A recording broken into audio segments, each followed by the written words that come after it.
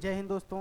स्वागत है आपका एसएससी जीडी के विगत परीक्षाओं में आए हुए प्रश्नों के जो हम लोग सोल्यूशन की श्रृंखला चला रहे हैं उसमें आज हम लोग बात करने वाले हैं 2 फरवरी 2023 शिफ्ट पहले के।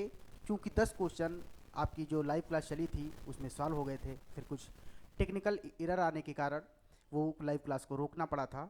इसलिए आज हम लोग उन्हीं के आगे के जो प्रश्न होंगे और जो अगली शिफ्ट के प्रश्न होंगे, यानी कि 2 फरवरी के ही तीसरी शिफ्ट के भी जो 20 प्रश्न होंगे उन पर भी चर्चा करेंगे।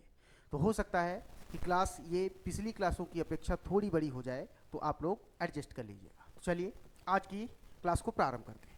शुरुआत के 10 क्वेश्चन चूँकि हम आपको करवा चुके हैं, तो उन 10 क्वेश्चनों को छोड़ करके 10वें क्वेश्चन से ही आज हम लोग अपनी चर्चा प्रारंभ करेंगे। चलिए प्रारंभ करते हैं। प्रश्न है आपका, वह स्थान जहां से यमुना निकलती है, वाक्यांश के लिए उचित शब्द होगा। उचित शब्द आपको बताना है और किसके लिए, वह स्थान जहां से यमुना निकलती है। अब एक तो आप अगर भूगोल भी सही से पढ़े हैं या भूगोल का आपको थोड़ा बहुत ज्ञान है तो आप इसका उत्तर दे सकते हैं कि यमुना कहाँ से निकलती है। विकल्प है अस्ताचल, यमुनोत्री, गंगोत्री, उदयांचल।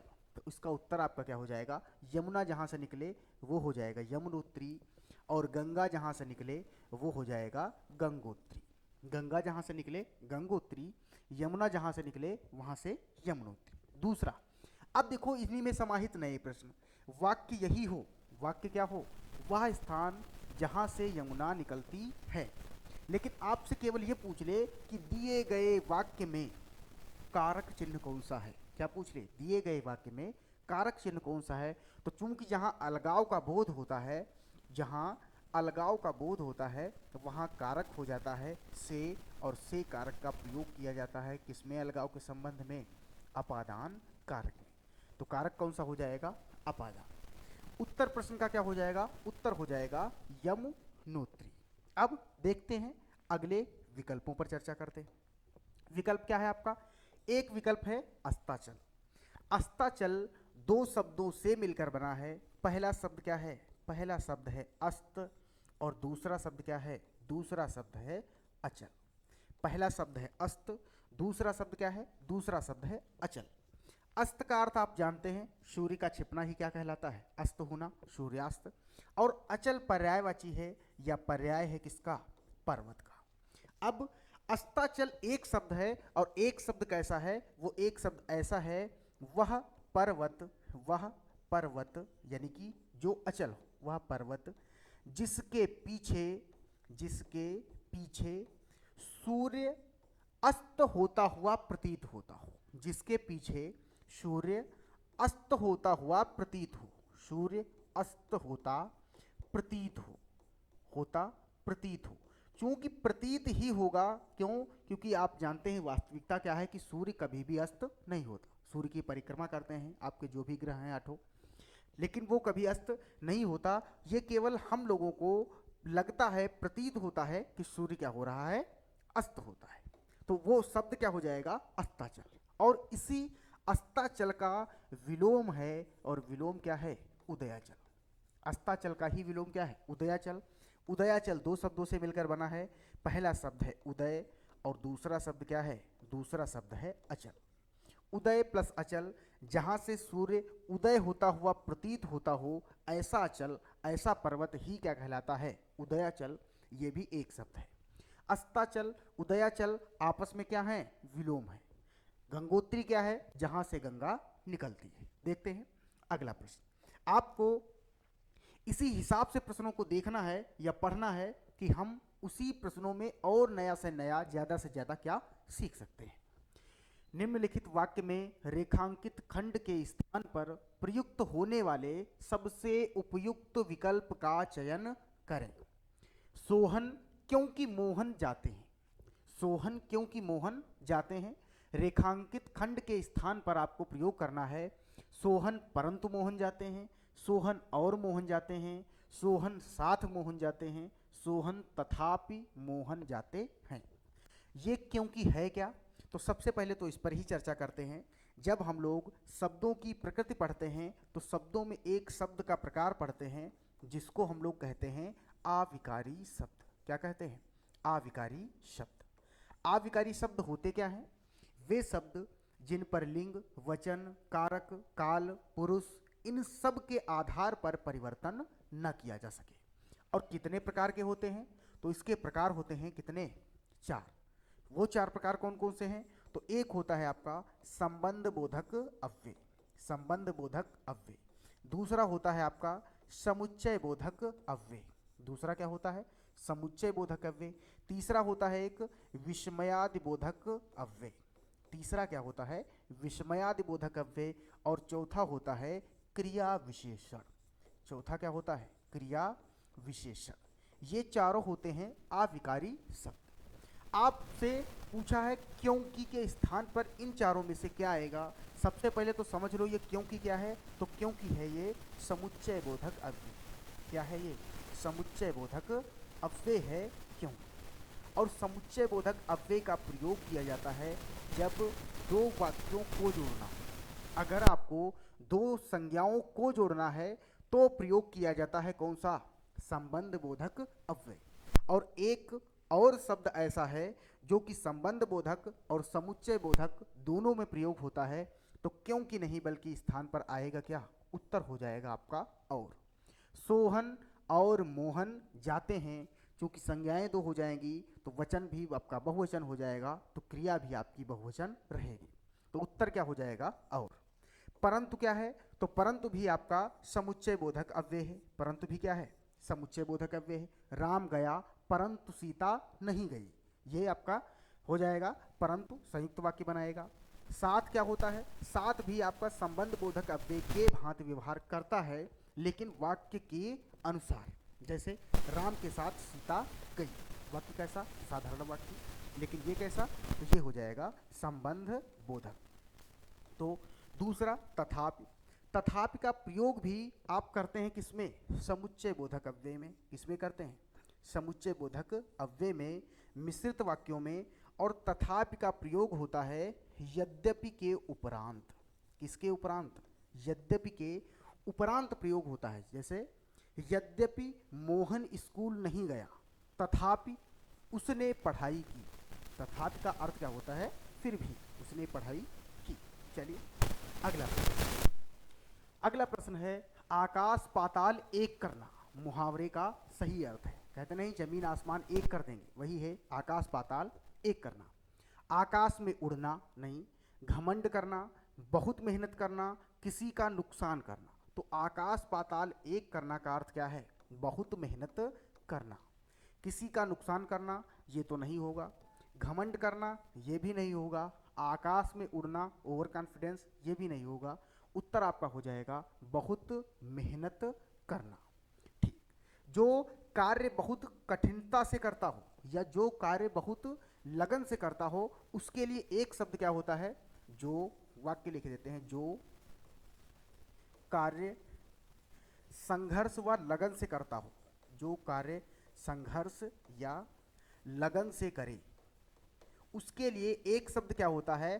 तो आपने देखा होगा आपके गांवों में जब भी जो चुनाव होता है प्रधानी का या ग्राम पंचायत का, तो आपने ऊपर पोस्टर पर छपा देखा होगा कर्मठ व जुझारू प्रत्याशी। तो जो शब्द होता है कर्मठ, बहुत ही मेहनत या कठिनता या संघर्ष से कार्य जो करता है उसके लिए एक शब्द प्रयोग होता है, वो क्या होता है? कर्मठ। तो ये एक शब्द भी आपको याद रखना है। अगला प्रश्न है जो मुकदमा दायर करता है या करता है वाक्यांश के लिए इनमें से सही शब्द क्या होगा? जो मुकदमा दायर करता है, मुकदमेबाज, गवाह, प्रतिवादी, वादी। तो जो मुकदमा दायर करता है उसके लिए एक शब्द क्या होता है? वादी। जो मुकदमा दायर करेगा और उसके खिलाफ जो लड़ेगा वो कहलाएगा क्या? प्रतिवादी। यानी कि ये आपस में क्या हैं? ये आपस में हैं विलोम। जो वादी के प्रत्यक्ष या जो वादी के समक्ष अपना जो मत रखता है वो कहलाता है क्या? प्रतिवादी। गवाह क्या होता है? जो जानते हैं आप गवाह क्या होता है? जिसने प्रत्यक्ष या प्रमाण के रूप में जिसको प्रयोग किया जाए। मुकदमेबाज क्या होता है? जिसका काम ही हो मुकदमे लड़ना, वो क्या कहलाएगा? मुकदमेबाज। और वो वादी भी हो सकता है, तो ये अलग चीज हो गई। अलग भाषा शैली होगी, सार्थक शब्द हो गया। मूल शब्द क्या होगा आपका, अच्छा शब्द होगा वादी। तो जो मुकदमा दायर करता है उसके लिए शब्द क्या हो जाएगा, वादी। अब दो शब्द और आप याद रखेंगे, एक होता है वक्ता और एक होता है प्रवक्ता। एक होता है वक्ता और एक क्या होता है, एक होता है प्रवक्ता। वक्ता क्या होता है, जो बोलता है। जैसे मैं आपको पढ़ा रहा हूँ तो मैं, चूंकि आप हमको सुन रहे हैं तो मैं क्या हो गया, वक्ता। तो वक्ता होता है जो बोले या जो बोलने वाला हो, वो कहलाता है क्या, वक्ता। प्रवक्ता क्या होता है, सरकार के आयोग के द्वारा जो नियुक्त किया जाए सरकार की तरफ से बोलने के लिए, वो क्या कहलाता है, प्रवक्ता। वो क्या कहलाता है, प्रवक्ता।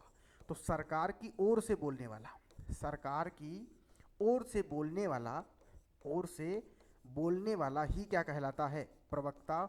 और प्रवक्ता आपने देखा होगा, वकील भी इसको कह सकते हैं, बोलने वाला क्या कहलाता है, प्रवक्ता। चलिए देखते हैं अगला प्रश्न। अगला प्रश्न है, हमारे देश से आयात निर्यात काफी होता है। इस वाक्य को शुद्ध करके लिखिए। हमारे देश में आयात निर्यात काफी होता है, हमारा देश में आयात निर्यात होता है, हमारा देश को आयात निर्यात काफी होता है, हमारे देश में आयात निर्यात पर्याप्त होती हैं। तो हमारे देश में आयात निर्यात काफी होता है, पहला वाक्य है। हमारे, हमारा देश में, तो ये हमारा नहीं बल्कि हमारे होना चाहिए था, इसलिए ये क्या हो जाएगा, अशुद्ध हो जाएगा। हमारा देश को नहीं, हमारे देश में होना चाहिए, इसलिए ये वाक्य क्या हो जाएगा, अशुद्ध हो जाएगा। हमारे देश में आयात निर्यात पर्याप्त होती है नहीं बल्कि क्या होना चाहिए, होता है, तो इसलिए ये भी वाक्य क्या हो जाएगा, अशुद्ध हो जाएगा। तो वाक्य सही आपका क्या होगा, पहला वाला, हमारे देश में आयात निर्यात काफ़ी होता है। दूसरा, आपको क्या करना है, निर्यात में संधि बतानी है।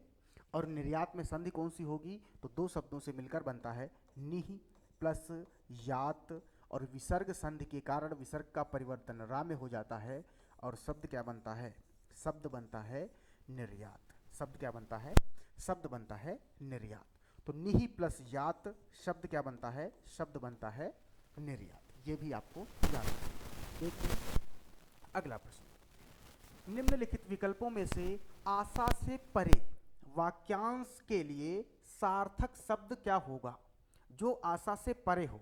आशातीत, हताशा, निराशा, प्रत्याशा। हताशा और निराशा तो दोनों एक ही चीजें हैं, दुखी होना, हताश होना, निराश होना। प्रत्याशा शब्द और आशातीत, आशातीत को भी जान लेते हैं, प्रत्याशा को भी जान लेते हैं, फिर इसका उत्तर बताते हैं।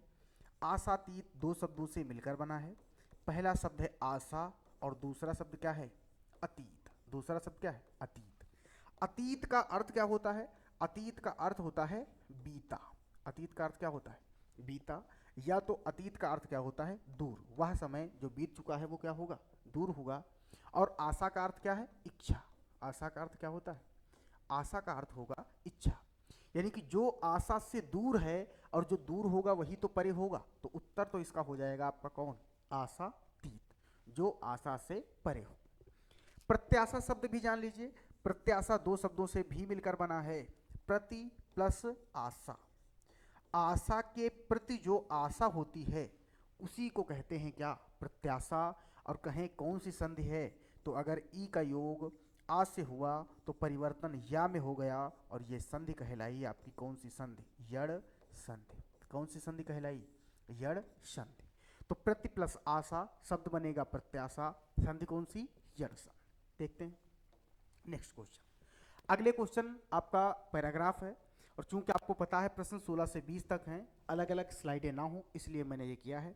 तो ये आपका 16 नंबर प्रश्न, ये 17, ये 18, ये 19 और ये कौन सा होगा, 20। चलिए देखते हैं प्रश्नों को सॉल्व करते हैं,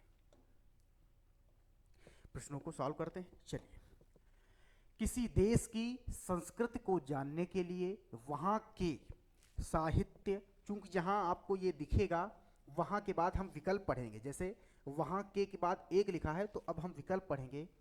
किसी देश की संस्कृति को जानने के लिए वहाँ के साहित्य, भूगोल, राजनीति विज्ञान, संस्कृत का पूरा अध्ययन नितांत आवश्यक है। अगर किसी देश को जानना है, उसकी संस्कृति को जानना है, अगर वहाँ के आपको मौसम का ज्ञान लेना है या वहाँ कैसी परिस्थितियाँ होंगी उसका ज्ञान लेना है, तो आप जानेंगे क्या, भूगोल। लेकिन अगर किसी देश की संस्कृति को आपको जानना है तो आपको वहाँ का क्या जानना पड़ेगा, साहित्य जानना पड़ेगा। जैसे आपने सुना भी होगा, साहित्य समाज का दर्पण है। तो जो समाज होता है उसको दिखा देता है एक आईने के रूप में साहित्य, कि कैसा समाज यहाँ चल रहा है। तो इसलिए किसी देश की संस्कृति को जानने के लिए वहाँ के समाज का पूरा अध्ययन नितांत आवश्यक है। साहित्य किसी देश तथा जाति के विकास का प्रतीक है। जो साहित्य होता है वो किसी देश तथा जाति के विकास का क्या होता है, प्रतीक है। साहित्य से उस जाति के धार्मिक विचारों, सामाजिक संगठन, ऐतिहासिक घटना चक्र तथा राजनीतिक परिस्थितियों का प्रतिबिंब मिल जाता है। भारतीय संस्कृति के मूल आधार हमारे साहित्य के दुर्मूल्य, अतुल्य, अमूल्य, बाहुल्य। तो हमारे साहित्य के बाहुल्य तो होगा नहीं, बहुमूल्य, बाहुल्य। देखिए चार विकल्प क्या लिखा है, चार विकल्प लिखा है बाहुल्य। और बाहुल्य का अर्थ समझ रहे हैं, जहां बहुलता हो, तो बाहुल्य तो नहीं होगा, अमूल्य होगा। अतुल्य ग्रंथ हैं। भारतीय संस्कृति के मूल आधार हमारे साहित्य के अमूल्य ग्रंथ हैं। हमारे साहित्य के जो ग्रंथ हैं वो कैसे हैं, अमूल्य ग्रंथ हैं, जिनके विचारों से भारत की आंतरिक आंतरिक क्या, एकाग्रता, एकता, समता, ममता। इस बात का हम ध्यान रखेंगे कि ये ममता, ये जो लिखा है ये आपका थोड़ा फॉन्ट ऊपर हो ताकि आपको सभी विकल्प अच्छे से दिख पाए। भारत की आंतरिक, और आंतरिक ममता नहीं होता है, आंतरिक क्या होगा, आंतरिक एकता। तो 3 नंबर पर क्या हो जाएगा, आंतरिक एकता का ज्ञान हो जाता है। हमारे देश की बाहरी विविधता भारतीय वाहक, वांगमुख, वांग्मय, वाग विभव के रूप में बहने वाली विचार और संस्कृति की एकता को ढक लेती है। क्या ढक लेती है, भारतीय वांग्मय। अब देखिए यहाँ एक शब्द आया है, बहुत अच्छा शब्द है, वांग्मय। वास्तव में जो शब्द होता है वांग्मय, ये वांग्मय पर्याय ही किसका है, साहित्य का। किसका पर्याय है, साहित्य का। वाक प्लस मय, दो शब्दों से मिलकर बनता है शब्द क्या है, वाक प्लस मय। और वाक्य का अर्थ क्या होता है, बोलना। जो बोलने, जो बोलने संबंधी हो, जो बोली जा सके वही तो। और साहित्य आपका क्या होता है, बोला जा सकता है, अगर पद्य रूप में है, गद्य रूप में है तब भी। तो यहाँ हो जाएगा वांग्मय। वांग्मय किसका पर्यायवाची है, साहित्य का, ये आपको याद रखना है। भारतीय वांग्मय के रूप में बहने वाली विचार और संस्कृति की एकता को ढक लेती है। वांग्मय की, देखो यहाँ प्रयोग भी कर दिया आपको हिंट के रूप में कि शब्द कौन सा प्रयोग आप कर सकते हैं। जैसे पहले वाक्य में यहाँ हिंट किया था कि आप यहाँ क्या फिल करेंगे। तो आपको अगर ये कह दिया जाए कि प्रश्न भी आपको उत्तर बताने में सहायता प्रदान करता है, तो इसमें कोई भी अतिशयोक्ति नहीं होगी। उदाहरण आपके सामने है। वांग्मय की, वांग्मय की आत्मा, प्राण, जीवन, भगवान। वांग्मय की आत्मा या प्राण एक है, तो वांग्मय की आत्मा क्या हो जाएगा, वांग्मय की आत्मा एक है, पर वह अनेक भाषाओं, रूपों तथा परिस्थितियों में हमारे सामने आती है। तो 16 का उत्तर क्या हो जाएगा, साहित्य। 17 का अमूल्य, 18 एकता, 19 का वांगमुख, और 5वें नंबर पर फिलअप होगा आपका आत्मा। और ये हो गया आपका क्या, गद्यांश।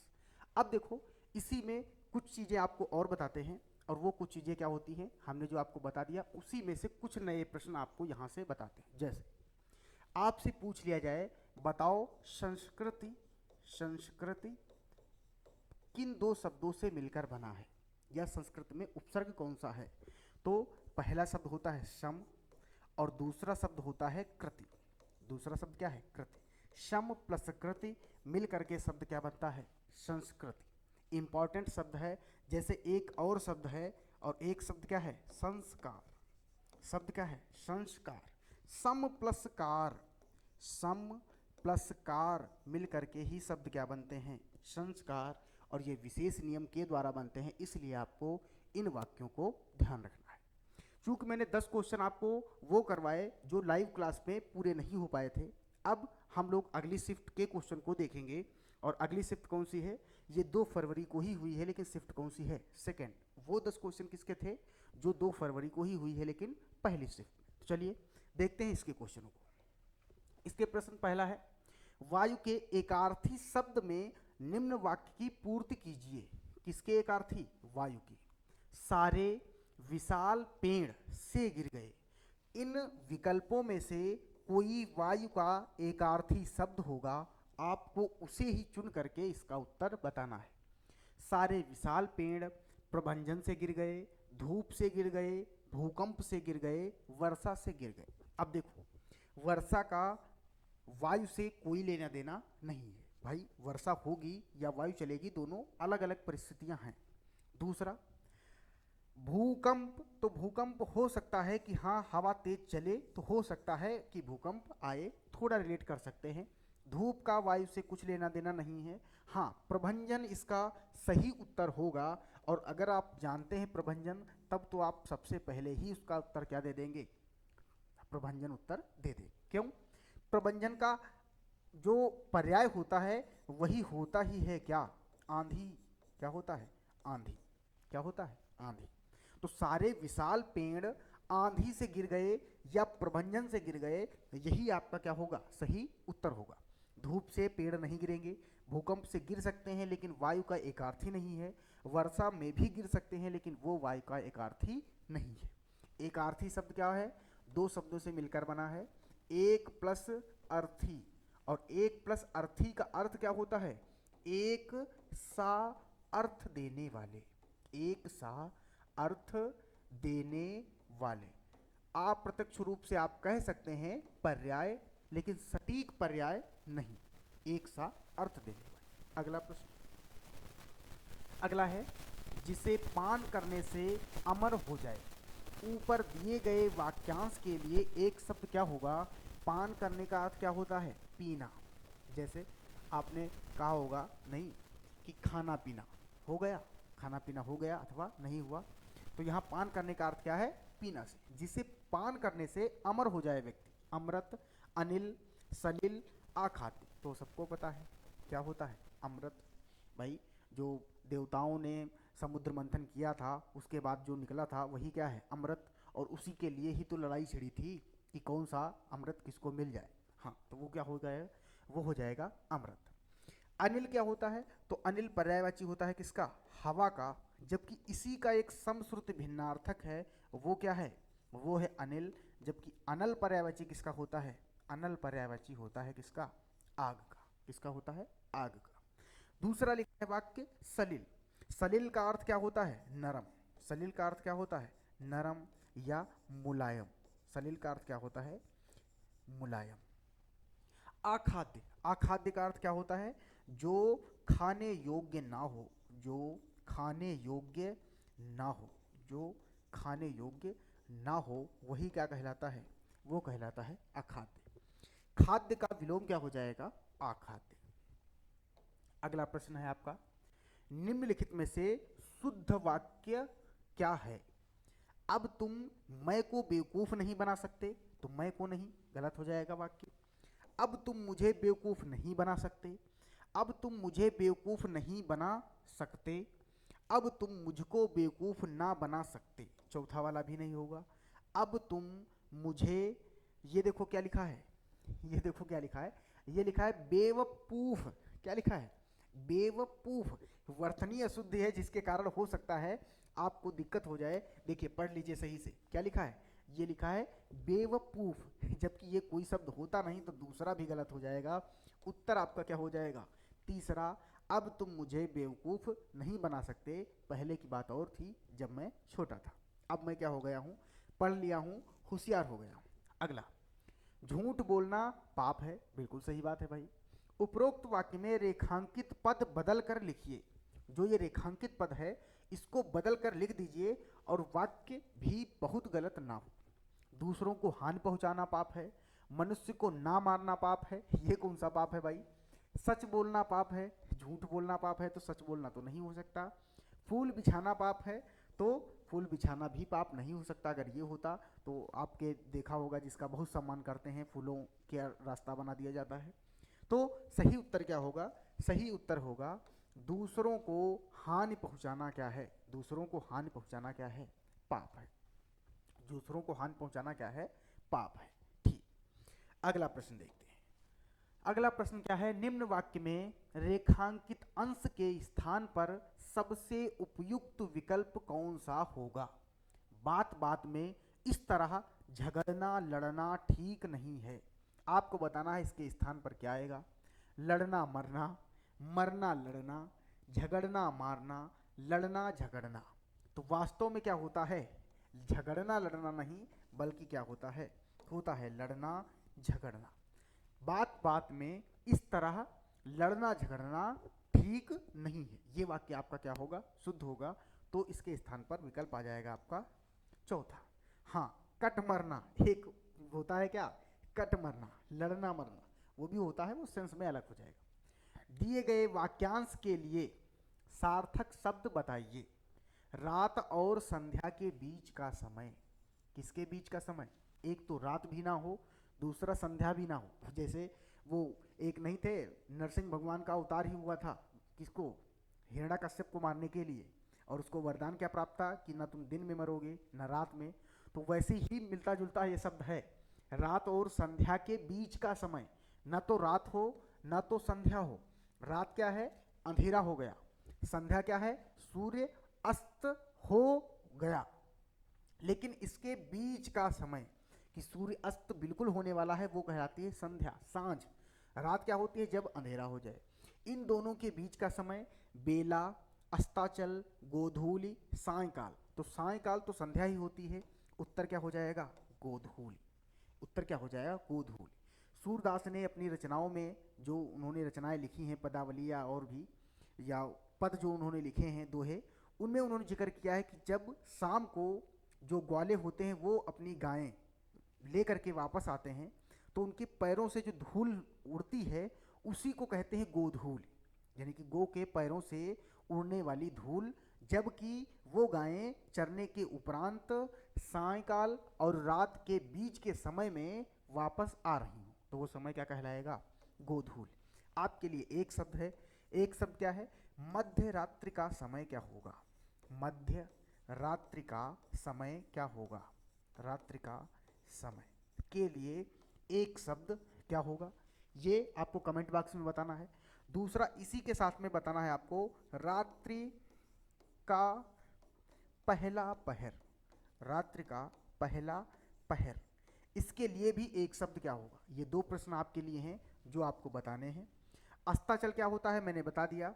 ऐसा अमुक पर्वत या अचल जिसके पीछे सूर्य अस्त होता हुआ प्रतीत होता हो। और अस्ताचल का विलोम क्या होगा?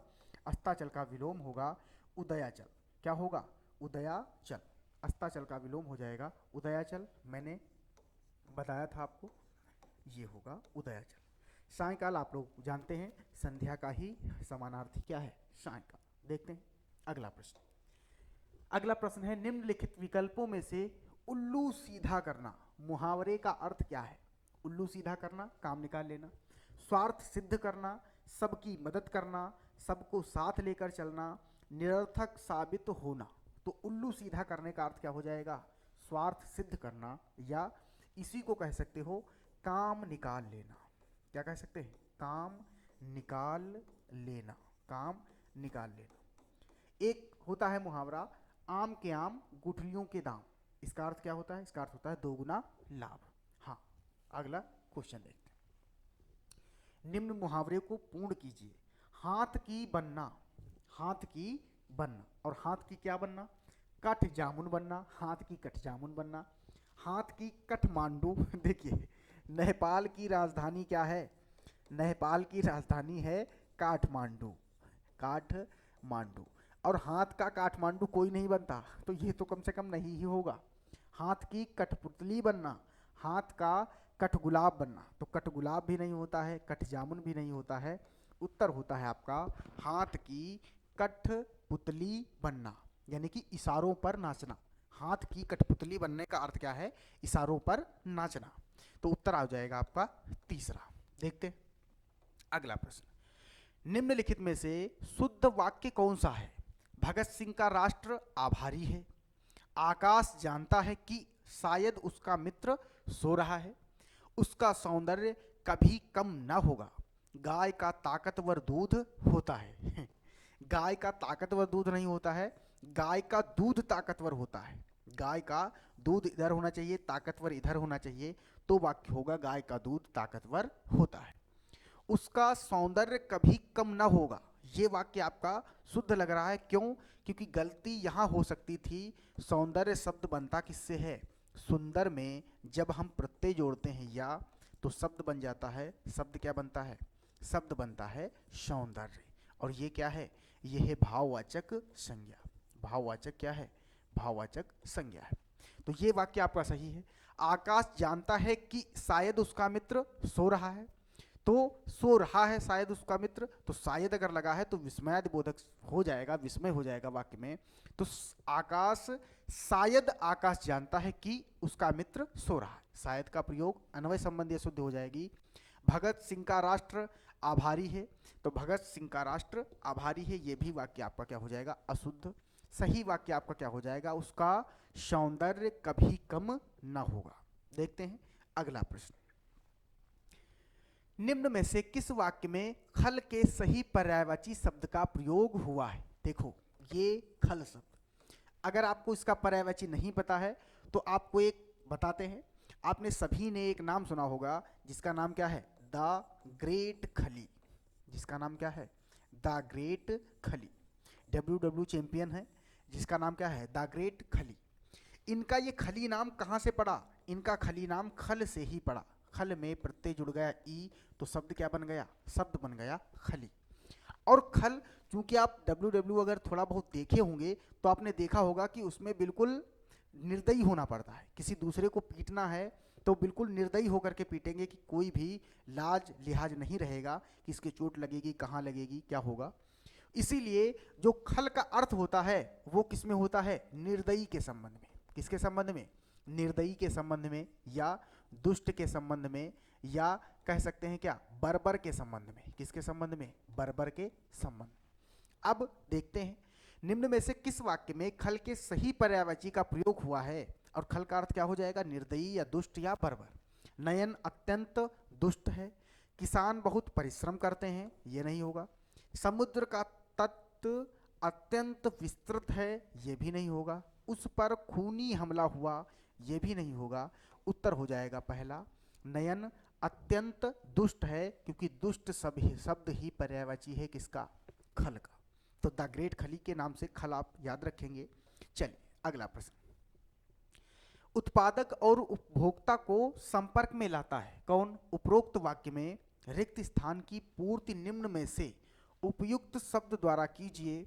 निर्देशक लाता है, डाकिया लाता है, मुखिया लाता है, विज्ञापन लाता है। तो अब अगर आप आधुनिकता से जुड़े होंगे तो आपको पता होगा। जैसे अगर आप YouTube पर वीडियो देख रहे हैं तो हो सकता है इसी YouTube से पहले कोई ना कोई ऐड आया हो। ऐड का मतलब है एडवर्टाइजमेंट। वही होता है क्या? विज्ञापन। वॉशिंग पाउडर निरमा, निरमा जैसे कहते हैं नहीं, वो आपने प्रचार देखा होगा कि निरमा लाया इधर से, डाले उसमें कपड़े और तुरंत साफ हो गया। वही क्या है? विज्ञापन है वॉशिंग पाउडर निरमा। हाँ, कपड़ों की सफेदी जो आ जाती है वही है विज्ञापन। तो उत्पादक जो कंपनी इसको बनाती है उत्पाद करती है। उपभोक्ता जो उसको भोगते हैं, जैसे हम लोग कपड़े धुलते हैं तो उसको लेते हैं। इन दोनों के बीच में कब संबंध होगा? जब उसका क्या होगा? विज्ञापन होगा। आपने पोस्टर भी देखे होंगे और हमने आपको बता ही दिया कि आपने देखा होगा कि राजा गोल्ड की प्रचार करनी है और वो इधर से आएंगे और कुछ ऐसा काम करेंगे जिससे देखेंगे कि हाँ देखो भाई जो आपका वस्त्र है वो कितना मजबूत है। वही होता है विज्ञापन। तो उत्पादक और उपभोक्ता के बीच में जो संपर्क लाएगा वो कौन लाता है? विज्ञापन। मुखिया, जानते हैं गांव में मुखिया होता है। डाकिया जो चिट्ठियां आपकी ले जाता है, डाक पहुंचाता है, डाकिया होता है। निर्देशक कहाँ होता है? जो फिल्म का निर्देशन करता है जिसको कहते हैं डायरेक्टर, तो वो होता है निर्देशक। विकल्पों में दिए गए समानार्थी शब्दों में से निम्न वाक्य के लिए सर्वोचित शब्द का प्रयोग करके रिक्त स्थान की पूर्ति कीजिए। पांडुपुत्र अर्जुन निशानेबाज वीर थे। कैसे निशानेबाज? अनुपम निशानेबाज, अद्वितीय निशानेबाज, अनोखा निशानेबाज, अनूठा निशानेबाज। तो पांडुपुत्र जो अर्जुन थे वो अद्वितीय निशानेबाज थे। अद्वितीय ही क्यों?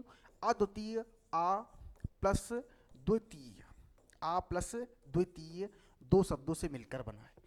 हमने आपको बताया है, नहीं अगर आपने ध्यान दिया तो अब समझ लो, आ का प्रयोग अगर उपसर्ग के रूप में होता है तो आ का अर्थ क्या होता है? नहीं। जिसके समान दूसरा निशानेबाजी नहीं कर सकता वही क्या है? वही है अद्वितीय। और अर्जुन की यही विशेषता थी कि उनके जैसा कोई भी निशानेबाज नहीं था। अनोखा हो सकता है कि आपने कोई एक विशिष्ट कला से बाण चलाया, अनोखा हो सकता है। तो सब भाई सबकी कार्यप्रणाली अलग अलग है, तो अनोखा हो सकता है। अनोखा का समानार्थी ही क्या है? अनूठा है, अनूठा हो सकता है। अनुपम हो सकता है, जिसकी उपमा ना दी जा सके तो अनुपम। अब अर्जुन की उपमा तो चूंकि दी जा सकती है तो इसलिए अनुपम तो नहीं, हाँ अद्वितीय जरूर है। तो उत्तर आपका क्या होगा? अद्वितीय। सर्वोचित को मैंने रेखांकित किया। सर्वोचित दो शब्दों से मिलकर बना है। पहला शब्द है सर्व और दूसरा शब्द क्या है? उचित। ये बीच बीच में आपको इसलिए भी बता देते हैं ताकि आपके मन में जो संधि आप पढ़ चुके हैं या आपके सिलेबस में है उसकी भी आपको जानकारी मिलती रहे। अगर आ का योग ऊ से होता है तो परिवर्तन ओ में हो जाता है, और अगर ओ में परिवर्तन हुआ तो संधि आपकी कहलाती है गुण संधि।